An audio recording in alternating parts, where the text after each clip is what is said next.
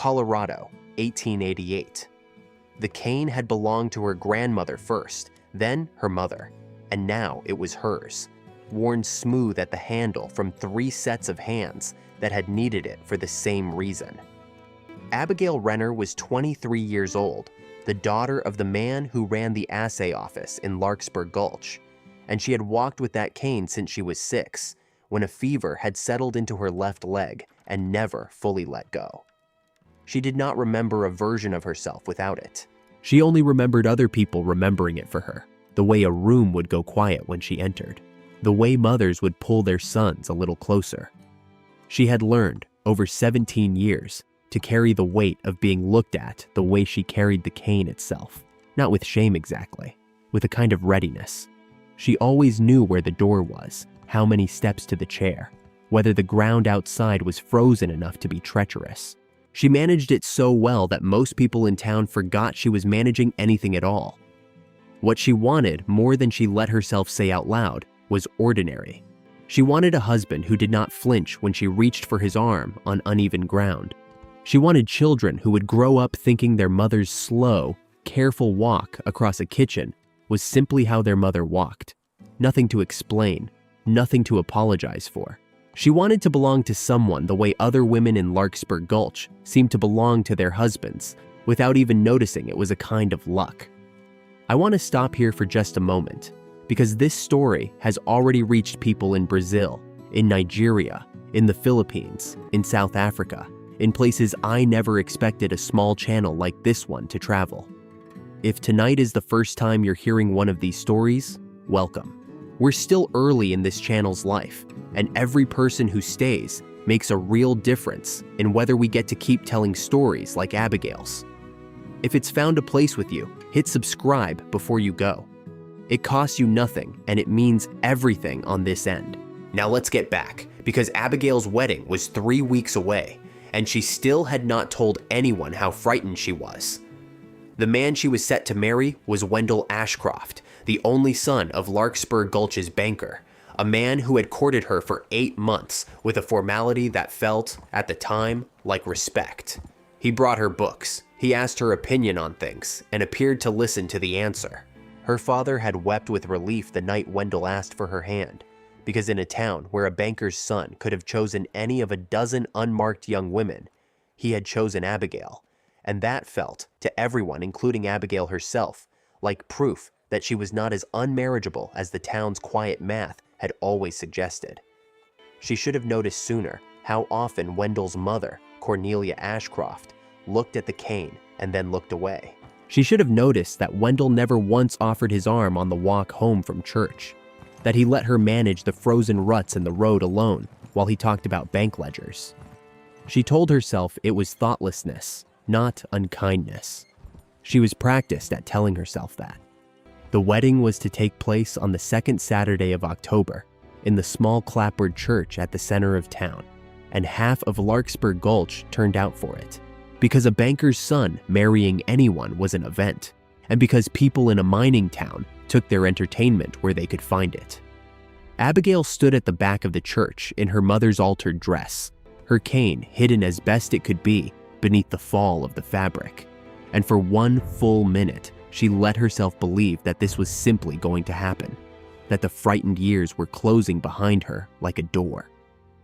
Then, Cornelia Ashcroft crossed the vestibule, took her son by the sleeve, and said, in a voice not nearly as low as she seemed to think it was, that a man in Wendell's position could not build a family on a woman who would need tending herself before she was 40, that the whole town would spend the next 20 years watching him carry what he should have been given whole. Wendell did not argue with her. That was the part Abigail would carry longest, not the words themselves, but the silence that followed them, the 2 full seconds in which her almost husband considered his mother's argument and found it sound. "I can't," he said finally, not to Abigail, but to the minister, to the church, to the assembled town of Larkspur Gulch. "I'm sorry, I can't." He left through the side door. Cornelia followed him. The church did not empty so much as it dissolved, guests finding sudden urgent reasons to be elsewhere, none of them quite able to meet Abigail's eyes as they went, as though her humiliation were contagious and might catch if they looked too long. Her father stood beside her with his hat crushed in both hands, apologizing for something that was not his fault. And Abigail found that she could not cry yet. The crying would come later, in private, the way everything about her had learned to happen in private. This is the 4th story on this channel, and if it's finding you tonight, I'd love to know where from. Leave a comment and tell me what you're doing while you listen, whether you're winding down after a long day or just looking for something to keep you company. I like knowing these stories reach every corner of the world, and knowing who's listening makes this feel a little less like shouting into an empty room. Now let's get back, because Abigail was not going to stay in Larkspur Gulch to be pitied. She left 3 days later for her uncle's homestead, 40 miles up into the foothills, where the road turned to little more than a game trail, and the nearest neighbor was visible only as a thread of chimney smoke on clear mornings. Her uncle Peter was a widower who ran a small herd of cattle on land too rocky to be worth stealing, and he took her in without asking a single question about what had happened in the church, which was, Abigail thought, its own kind of mercy. The trip up into the foothills was where she first crossed paths with Jonas Cutter, though neither of them would have called it crossing paths at the time. He was a mountain man in the older sense of the word, one of the last few in that country still making a living the way men had made it 50 years earlier, trapping beaver and marten through the high drainages and bringing pelts down to trade twice a year, once in spring and once before the first heavy snow. He was 31, unmarried, and known around Larkspur Gulch mostly by reputation, since he spent perhaps 6 weeks of any given year within reach of a town at all. He had been in the church that October morning, delivering a message to the assay office on his way through, and had stopped in the back pew out of curiosity more than anything, the way any stranger might pause at a wedding. He watched the whole thing happen.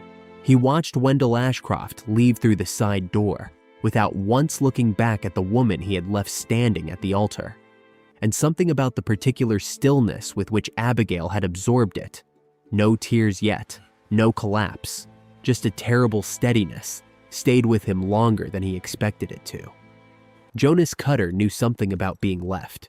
His own mother had died birthing him, and his father, unable to look at the boy without seeing the wife he had lost, had handed him to an aunt in Missouri and gone west without leaving an address. Jonas had grown up understanding that some people simply decide you are too much trouble to keep, and that the decision says everything about them and nothing true about you, even if it takes a grown man 20 years to believe that second part. He had not planned to think about Abigail Renner again after that morning in the church.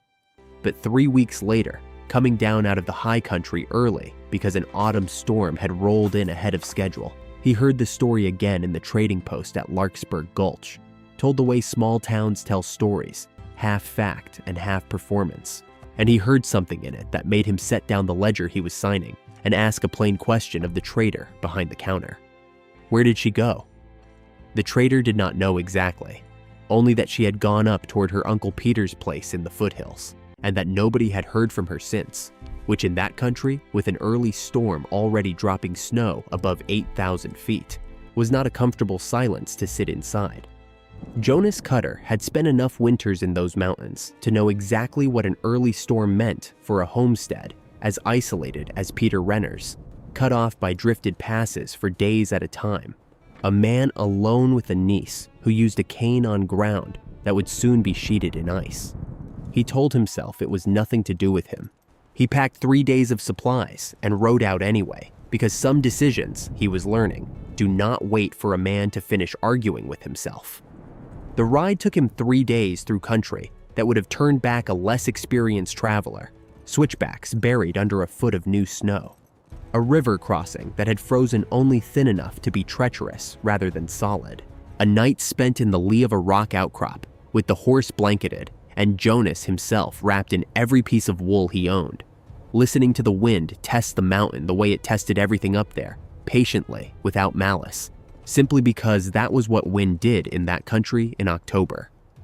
He arrived at the Renner homestead on the evening of the 3rd day to find the cabin's woodpile nearly gone, and Peter Renner laid up with a fever that had turned his cough into something with a rattle in it, the kind of sound that killed men in that country every winter.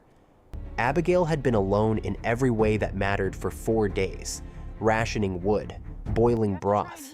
She was not sure her uncle could keep down, and managing the whole of it on a leg that ached worse in the cold and a cane that slipped more than it gripped on packed snow. She heard the horse before she saw the rider, and she came to the door with a rifle she barely knew how to use, because a woman alone in that country learned to answer a knock with caution before curiosity. When she saw who it was, a stranger she recognized only as a face from the back pew of the worst morning of her life, she did not lower the rifle right away.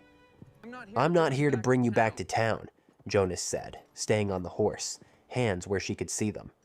"I heard the storm caught your uncle's place early, and I know what that means up here this time of year. I brought wood-cutting tools and enough food for 2 weeks. I'll cut what I can and be on my way if that's what you want." "Why would you do that?" Abigail asked, and there was no gratitude in the question yet, only genuine confusion, the particular suspicion of someone who has recently learned that people leave. "Because I watched a church full of folks let you stand there alone in front of everyone you knew, and none of them thought to ride up here after to see if you were even still breathing," Jonas said. "Seemed like somebody ought to." She let him in, not because his answer moved her, not yet, but because her uncle's fever had broken into a cough that frightened her, and pride, she was discovering, mattered a great deal less than it used to when a man's life might depend on someone else's hands. Jonas Cutter stayed 11 days at the Renner homestead, longer than he had intended, cutting and stacking wood enough to see them through a month, nursing Peter's fever down with the kind of rough mountain remedies that worked more often than city doctors liked to admit, and building, without ever naming it as such, the first friendship of Abigail's adult life that did not require her to manage anyone's discomfort about her leg. He never once offered to carry her across uneven ground uninvited. He waited for her to ask, and when she did on the 3rd morning, needing his arm to cross a patch of black ice between the cabin and the woodpile, he gave it without comment, as though it were the most unremarkable request in the world. "You don't flinch," she said to him once, watching him split kindling by the light of the cabin's one good lamp. "Should I? Most people do, even when they're trying not to." Jonas set down the axe and considered the question honestly, the way he considered most things. "I spent a fair piece of my life being the thing people flinched away from too. Not the same as yours, but close enough that I know the shape of it. I figure the world's got enough people in it who'll make you feel small for something you didn't choose. I'd just as soon not add to the number." It was economic reality as much as sentiment that kept him coming back that winter, if he was honest with himself, because a trapper's income depended on the fall and spring harvests, and the deep months between offered little to occupy a man alone in a line cabin, except long silences and colder company than he'd ever minded before Larkspur Gulch. He found reasons to ride the 40 miles down from his own line cabin to check on the Renner homestead twice more before the passes closed for good, bringing salt, bringing a length of good rope, bringing, on the last visit before winter, sealed the mountain shut, a small carved wooden box he had made himself from aspen, its lid fitted with more patience than skill. "For keeping things in," he said, handing it over without ceremony. "Whatever's worth keeping." Word travels strangely in a small county, even across 40 miles of bad road, and by the time the passes opened again in April, half of Larkspur Gulch had heard some version of the story, that the crippled bride Wendell Ashcroft had abandoned at the altar, had spent the winter being courted, properly and patiently, by a mountain man nobody in town could claim to know well. Cornelia Ashcroft, hearing it secondhand at the Mercantile, remarked loudly enough to be overheard that some men had strange tastes and stranger patience, and that she supposed Jonas Cutter would learn soon enough what a burden he'd taken on. The remark reached Jonas by the same crooked channel most gossip in that country traveled, secondhand through a trader who thought he ought to know. He said nothing about it for 3 days. On the 4th, he rode into Larkspur Gulch, walked directly into the bank where Wendell Ashcroft kept his office, and asked, in front of two tellers and a waiting customer, whether Wendell had ever once, in 8 months of courting Abigail Renner, offered her his arm on uneven ground without being asked. Wendell did not answer. He did not need to. The silence did the same work it had done in the church the previous October, except this time it was Wendell's silence, and this time the whole town understood exactly what it meant. "I didn't come here to shame you further," Jonas said, quieter now. "You've done that thoroughly enough on your own. I came because your mother seems to think I've taken on a burden. I'd like it understood, plainly, in front of witnesses, that I consider myself the fortunate one in this arrangement, and that any man in this town who thinks otherwise is welcome to say so to my face instead of hers." Nobody said anything otherwise. Not that day, and not in the months that followed, when Jonas Cutter and Abigail Renner were married in the same small clapboard church, this time with Abigail's uncle Peter, fully recovered, walking her down the aisle at a pace she set herself, her cane in plain sight, beneath the hem of a new dress she had chosen without a single thought toward hiding it. Jonas did not wait at the altar, with his hands folded and his eyes forward the way Wendell had.